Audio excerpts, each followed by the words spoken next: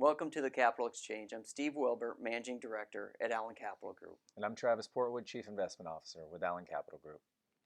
Wow, Travis, 2020 sure has flown, hasn't it? Speak for yourself, Steve. I feel like I've aged 5 years since January. No, I am pretty sure I've lost more hair this year than all years combined. I don't have a lot, so I'm in trouble.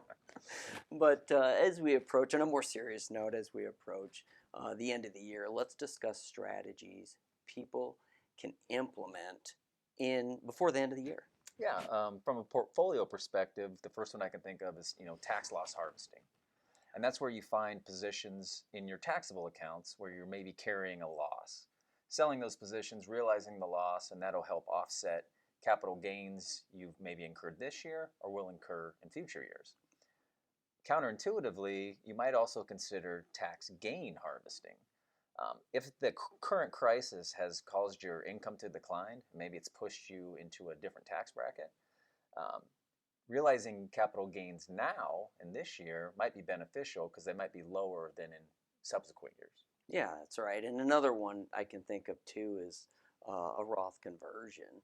And the reason you'd want to do that is for some of the same reasons. If the pandemic has affected your income and you potentially are in a lower tax bracket, or it maybe hasn't, but you just want to fill your tax bracket up and get some tax-free income in the future, this is a great way to take money from an IRA, move into a Roth IRA, and get tax-free income. Now, the one caveat that you have to know is that, one, you're going to pay taxes at ordinary income on this, and then the second one is you're not going to be able to touch this money for 5 years because of a lockup period.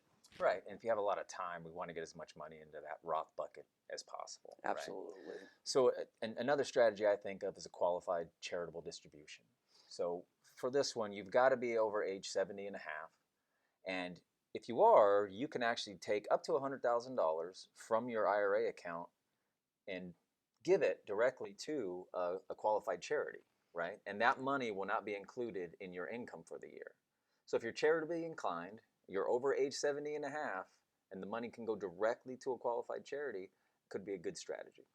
Yeah, and Travis, just to be clear though, these are just a few of the strategies that you can do for year-end planning. There's a lot of other ones out there that might make more sense for an individual, so it's important for them to go out, talk to their advisors, and make sure that these strategies or possibly others might be better for them. Yeah, everyone's situation is unique, so everyone's year-end checklist is going to be unique to them. Yeah, absolutely. Travis, this has been great. I look forward to it next week. I look forward to it as well, Steve. If you'd like to discuss year-end planning strategies, our contact information is below, and we look forward to speaking with you.